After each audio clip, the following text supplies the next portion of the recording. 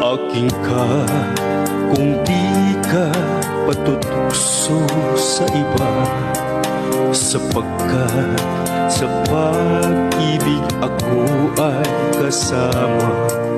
Aking ka kung di ka paaakit sa iba, sana ay maging tapat ka.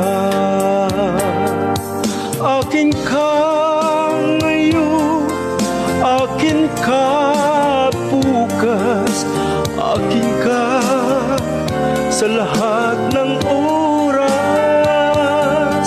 Kung ikaw man ay magbabago pa sa pangarap, magiging akin ka